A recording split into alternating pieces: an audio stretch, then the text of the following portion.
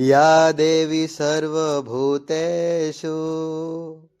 मां कूष्माण्डारूपेण संस्थिता नमस्तस्यै नमस्तस्यै નમસ્તસ્યૈ નમો નમઃ. ઓમ દુમ દુર્ગાય નમઃ. નવરાત્રિના ચોથા દિવસે આપ સૌને મંગલ શુભકામનાઓ. માતા કુષ્માંડાની કૃપા હંમેશા આપ અને આપના સમગ્ર પરિવાર પર બની રહે. આજની વિડીયોમાં તમે માતા કુષ્માંડાની કથા, પૂજા વિધિ અને ક્ષમા પ્રાર્થના સાંભળશો, તેથી વિડીયોમાં અંત સુધી બન્યા રહેજો. નવરાત્રિનો ચોથો દિવસ 1 એપ્રિલ મંગળવારે રહેશે.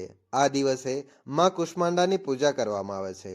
ચતુર્થી તિથિ 1 એપ્રિલ મંગળવારે સવારે 5:43 શરૂ થશે અને 2 એપ્રિલ બુધવારે સવારે 2:32 સમાપ્ત થશે. એટલે કે જોવામાં આવે તો આ મંગળવારની મધ્યરાત્રિનો જ સમય રહેશે. માતા દુર્ગાના ચોથા સ્વરૂપને કુષ્માંડા કહેવામાં આવે છે. નવરાત્રિના ચોથા દિવસે માં કુષ્માંડાનું પૂજન કરવામાં આવે છે, તેમનું અર્ચન કરવામાં આવે છે. મંદ હાસ્યથી અંડ એટલે કે બ્રહ્માંડની ઉત્પત્તિ કરવાના કારણે તેમનું નામ કુષ્માંડા પડ્યું. જ્યારે બ્રહ્માંડનું અસ્તિત્વ નહોતું, ચારે બાજુ માત્ર ઘોર અંધકાર હતો, ત્યારે માતા કુષ્માંડાએ પોતાનું હળવું સ્મિત કરી બ્રહ્માંડની સર્જના કરી હતી. તેથી જ તેમને આદિશક્તિ અથવા સૃષ્ટિની મૂળ શક્તિ કહેવાય છે. માતા કુષ્માંડાની 8 ભુજાઓ છે, એટલે જ તેમને અષ્ટભુજા દેવી પણ કહેવામાં આવે છે. તેમના 7 હાથે અનુક્રમિક રીતે કમંડલ, ધનુષ, બાણ, કમલપુષ્પ, અમૃતથી ભરેલો કળશ, ચક્ર અને ગદા છે. જ્યારે 8મા હાથે જપમાળા ધારણ કરી છે, જે સિદ્ધિઓ અને નિધિઓ આપનારી છે. માતાજીનું વાહન સિંહ છે અને તેમને કોમડાની બલિ પ્રિય છે. સંસ્કૃતમાં કોમડાને કુષ્માંડ કહેવામાં આવે છે, તેથી તેમનું નામ કુષ્માંડા પડ્યું. માતા કુષ્માંડાનું નિવાસસ્થાન સૂર્યમંડળ છે. સૂર્યમંડળમાં રહેવાની શક્તિ અને ક્ષમતા માત્ર માતા કુષ્માંડામાં જ છે. તેથી તેમનું દિવ્ય તેજ સૂર્ય જેવું પ્રકાશમય છે. તેમના જ તેજથી 10 દિશાઓ પ્રકાશિત થાય છે. બ્રહ્માંડની દરેક વસ્તુઓ અને પ્રાણીઓમાં માતાજીનું તેજ વ્યાપ્ત હોય છે. જો ભક્ત વિધિ વિધાન સાથે માતા કુષ્માંડાની પૂજા કરે તો તેઓ તત્કાળ માતાજીની કૃપાનો અનુભવ કરી શકે છે. તેમની આરાધનાથી જીવનમાં સંકળાયેલ તમામ નકારાત્મકતાઓ દૂર થાય છે અને સકારાત્મકતા ઉર્જાનો સંચાર થાય છે. નવરાત્રિના ચોથા દિવસે એકાગ્ર અને પવિત્ર મનથી માતા કુષ્માંડાની પૂજા ઉપાસના કરવી જોઈએ. આથી ભક્તના તમામ રોગો અને શોકનો નાશ થાય છે, તેમજ આયુષ્ય, યશ, બળ અને આરોગ્યની પ્રાપ્તિ થાય છે.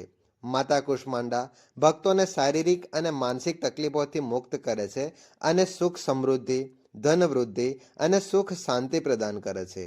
અથવા માતા કુષ્માંડાની આરાધના માટે ભક્તોએ હંમેશા પ્રભુ પ્રેમથી તત્પર રહેવું જોઈએ. દુર્ગા સપ્તશીના કવચમાં લખવામાં આવ્યું છે, કુત્સિત કુષ્મા કુષ્મ ત્રિવિધ તાપયુત સંસાર સ અંડે માસ પેશ્ય મુદ્ર રૂપા યામયશ્ય શાકુષ્માંડા. અર્થાત તે દેવી જેના ઉદરમાં ત્રિવિધ તાપ, આદિ વ્યાધિ ઉપાધિ સાથે સમગ્ર જગત અસ્તિત્વમાં છે, તેવો કુષ્માંડા છે. માતા કુષ્માંડા સમગ્ર સૃષ્ટિની અધિષ્ઠાત્રી દેવી છે. જ્યારે સૃષ્ટિનું સર્જન ન થયું હતું, ત્યારે ચારે બાજુ માત્ર ગાઢ અંધકાર જ હતો. તે સમયે માતા કુષ્માંડા પ્રગટ થયા. તેમના મુખમંડળની તેજસ્વીતા સેંકડો સૂર્યના પ્રકાશ કરતાં પણ વધુ તેજસ્વી હતી. તેમજ હળવા સ્મિતથી સૃષ્ટિનું પ્રથમ સ્પંદન એટલે કે ગતિ ઉત્પન્ન થઈ હતી. જે રીતે એક ફૂલમાંથી બીજ અને નવું જીવન જન્મે છે, એ જ રીતે માતાના હાસ્યથી બ્રહ્માંડનું સર્જન થયું હતું. તેથી તેમને કુષ્માંડા કહેવામાં આવે છે. માતા કુષ્માંડાનું નિવાસ સ્થાન સૂર્યમંડળના મધ્ય ભાગમાં માનવામાં આવે છે. તેમનું સૂર્યમંડળ પર સંપૂર્ણ નિયંત્રણ છે અને તે પોતાના સંકેતોથી તેને સંચાલિત કરે છે. માતા કુષ્માંડાની પૂજા વિધિ કઈ રીતે કરવી? તો સવારમાં વહેલા ઉઠી રોજિંદા કાર્ય પૂર્ણ કરી સ્નાન કરો. ત્યારબાદ સ્વચ્છ અને પવિત્ર વસ્ત્રો ધારણ કરો તથા ભગવાન સૂર્યદેવને અર્ધ્ય અર્પિત કરો. ત્યારબાદ ઘરના મંદિરમાં જાઓ, જ્યાં માતાજીની મૂર્તિ અથવા ફોટો સ્થાપિત કરવામાં આવ્યો હોય છે. હાથ જોડીને સમસ્ત દેવી દેવતાઓને નમસ્કાર કરો અને માતા કુષ્માંડાને પ્રણામ કરો. શુદ્ધ આસન બિછાવી બેઠા પછી 3 વખત આચમન કરો આત્મશુદ્ધિ માટે. ત્યારબાદ હાથ ધોઈ આસપાસની પૂજન સામગ્રીનું શુદ્ધિકરણ કરો. હવે શુદ્ધિકરણ કઈ રીતે કરવું તેના વિશે જોઈએ. તો ગંગાજળ અથવા શુદ્ધ પાણીના છાંટા તમારા ઉપર અને આસપાસની વસ્તુઓ પર છાંટીને શુદ્ધિકરણ કરો. પછી તમારા સામે શુદ્ધ ઘીનો દીપક પ્રજ્વલિત કરો. આ સાથે તમારી પૂજા આરંભ થાય છે. સૌ પ્રથમ વિધિ વિધાનથી ભગવાન ગણેશની પૂજા કરવામાં આવે છે. પંચોપચાર વિધિથી ગણેશજીને અક્ષત, પુષ્પ, ધૂપ, દીપ અર્પિત કરો અને મંત્ર જપ કરો. ઓમ ગંગ ગણપતયે નમઃ, ઓમ ગંગ ગણપતયે નમઃ. ત્યારબાદ કળશ પૂજન કરવામાં આવે છે. કળશમાં તમામ દેવી દેવતાઓ વિરાજમાન હોવાથી ભગવાન વરુણ દેવ અને સમસ્ત દેવતાઓનું ધ્યાન કરવામાં આવે છે. કળશ પૂજન બાદ જો નવગ્રહ મંડળ સ્થાપિત કર્યું હોય તો તેની પૂજા કરવી. ષોડશ માતૃકાનું ધ્યાન કરીને અક્ષત, પુષ્પ અને પ્રસાદ અર્પણ કરો. હવે માતા દુર્ગાના ચોથા સ્વરૂપ માતા કુષ્માંડાની પૂજા કરો. જમણા હાથમાં અખંડિત અક્ષત અને પુષ્પ લઈ માતાજીનું ધ્યાન કરો અને મંત્ર જપ કરો. યા દેવી સર્વભૂતેષુ માં કુષ્માંડા રૂપેણ સંસ્થિતા નમસ્તસ્यै નમસ્તસ્यै નમસ્તસ્यै નમો નમઃ. આ પછી માતા કુષ્માંડાને હૃદયપૂર્વક નમન કરો અને તમારા હાથમાં રહેલા પુષ્પ અને અક્ષત માતાના ચરણોમાં અર્પિત કરો. હવે ધૂપ, દીપ, અક્ષત, પુષ્પ અને અન્ય પૂજન સામગ્રી વડે પંચોપચાર, ષોડશોપચાર અથવા રાજોપચાર વિધિથી માતા કુષ્માંડાની આરાધના કરો. ત્યારબાદ માતા કુષ્માંડાને પુષ્પ અર્પિત કરો. માતા કુષ્માંડાને લાલ ગુલાબ અને પીળા કમળના પુષ્પ અત્યંત પ્રિય છે. આથી પૂજા દરમિયાન આ પુષ્પોને અવશ્ય અર્પિત કરવા જોઈએ. માતાને માલપુઆ અથવા હલવાનો ભોગ લગાવો. તે ઉપરાંત ફળ, સફેદ મીઠાઈ, દૂધ, ખાંડ અને પતાસા પણ ધરાવી શકાય. ત્યારબાદ માતાને નાગરવેલના પાન પર લવિંગ, ઇલાયચી અને સોપારી રાખીને અર્પિત કરો. આ પછી દક્ષિણા રૂપે થોડા પૈસા પણ અર્પિત કરો. થોડું જળ લો અને પૂજા કરેલા સ્થળની આસપાસ છાંટીને ઘેરો બનાવી દો. આથી પૂજા સ્થાન પવિત્ર અને રક્ષણયુક્ત માનવામાં આવે છે. હવે થોડા અક્ષત તમારા હાથમાં લો અને મનમાં સંકલ્પ કરો કે જો પૂજામાં કોઈ પણ પ્રકારની ત્રુટિ રહી ગઈ હોય તો તે અક્ષત અપૂર્ણથી પૂર્ણ થઈ જાય. આ વખતે 3 વખત મંત્ર બોલો. સર્વભાવે અક્ષતાની સમર્પયામિ, સર્વભાવે અક્ષતાની સમર્પયામિ, સર્વભાવે અક્ષતાની સમર્પયામિ. આથી જો કોઈ પૂજન સામગ્રીનો અભાવ થયો હોય તો તે સમાપ્ત થઈ જાય. હવે માતા કુષ્માંડાના મંત્રનો જપ કરો.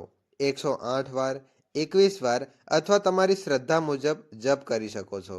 ત્યારબાદ દુર્ગા સપ્તશીના પાઠ અથવા તો નિત્ય પૂજન જે રીતે કરતા હોય તે પ્રમાણે કરી શકો છો. આ રીતે પૂજન થયા બાદ કપૂર અને લવિંગ પ્રજ્વલિત કરીને અથવા શુદ્ધ ઘીનો દીવો પ્રજ્વલિત કરીને માતાની આરતી કરો. આ રીતે આરતી પૂર્ણ કર્યા બાદ માતા પાસે ક્ષમા પ્રાર્થના કરો અને પૂજાની સમાપ્તિ કરો. ત્યારબાદ માતાને જે પણ ભોગ અર્પિત કર્યો હોય તે પ્રસાદ રૂપે બધા ભક્તોમાં વહેંચો અને પોતે પણ સમર્પણ ભાવથી ગ્રહણ કરો. માતા કુષ્માંડાની આરતી પૂર્ણ કર્યા બાદ માતા પાસે ક્ષમા પ્રાર્થના અવશ્ય કરવી જોઈએ. બંને હાથ જોડીને માતાની સમક્ષ ક્ષમા પ્રાર્થના કરો કે હે દેવી, મારા દ્વારા દિવસ અને રાત અનેક પાપ અને અપરાધ થાય છે. મને તમારો દાસ સમજી કૃપાપૂર્વક મારા તમામ દોષોને ક્ષમા કરો. હે પરમેશ્વરી, હું આહ્વાન કઈ રીતે કરવું તે પણ નથી જાણતો, વિસર્જન કરવું તે પણ નથી જાણતો, તેમજ પૂજાનો યોગ્ય વિધિ વિધાન પણ નથી જાણતો. હે માં, કૃપા કરીને મને ક્ષમા કરો. હે દેવી સુરેશ્વરી, મેં જે મંત્રવિહીન, ક્રિયાવિહીન અને ભક્તિવિહીન પૂજન કર્યું છે તે બધું તમારી કૃપાથી પૂર્ણ માની લો. સેંકડો પાપ કરનાર વ્યક્તિ પણ જો તમારી શરણમાં આવી જગદંબા કહીને પુકાર કરે તો તે તેવી ગતિને પામે છે જે બ્રહ્મા અને અન્ય દેવતાઓ માટે પણ સરળ નથી. હે જગદંબિકે, હું એક અપરાધી છું, પરંતુ તમારી શરણમાં આવ્યો છું. આ સમયે હું તમારી દયા માટે લાયક છું. હે માતા, તમને જે યોગ્ય લાગે તે સમજો અને તેવું કરો. હે પરમેશ્વરી, અજ્ઞાનવશ, ભૂલથી અથવા બુદ્ધિભ્રમ થવાને કારણે મેં જે પણ ઓછું અથવા વધુ કર્યું હોય તે બધું ક્ષમા કરો અને મારા પર કૃપા રાખો. હે સચ્ચિદાનંદ સ્વરૂપિણી, પરમેશ્વરી, જગત માતા, કામેશ્વરી, કૃપા કરીને મારી આ ભૂલ ભરેલી પૂજા પ્રેમપૂર્વક સ્વીકાર કરો અને મને તમારા આશીર્વાદ આપો. હે દેવી સુરેશ્વરી, તમે ગુપ્તથી પણ ગુપ્ત વસ્તુની રક્ષા કરનાર છો. મારી આ નમ્ર પ્રાર્થનાનો સ્વીકાર કરો અને તમારી કૃપાથી મને સિદ્ધિ પ્રાપ્ત થાય. આ પ્રકારે ક્ષમા પ્રાર્થનાના મંત્ર પાઠથી માતા દુર્ગા તમારા જાણતા અજાણતા થયેલા તમામ અપરાધોને ક્ષમા કરશે અને તેમની કૃપા હંમેશા તમારા પર બની રહેશે. તો આ હતી આજની વિડીયો. આશા રાખું છું કે જે તમને ઉપયોગી લાગી છે. જો વિડીયો પસંદ આવી હોય તો વિડીયોને લાઈક કરી કોમેન્ટ બોક્સમાં જય માં કુષ્માંડા અવશ્ય લખજો. અને જો તમને ચેનલ પર નવા હોય અને હજી સુધી ધર્મભક્તિ ચેનલને સબસ્ક્રાઇબ ન કરી હોય તો આજે જ અને અત્યારે જ સબસ્ક્રાઇબ કરી બેલ આઇકોનને પ્રેસ કરો, જેથી નવી વિડીયોની નોટિફિકેશન તમને સમયસર મળી રહે. જય માતાજી, જય મા આદ્યાશક્તિ, જય મા કુષ્માંડા.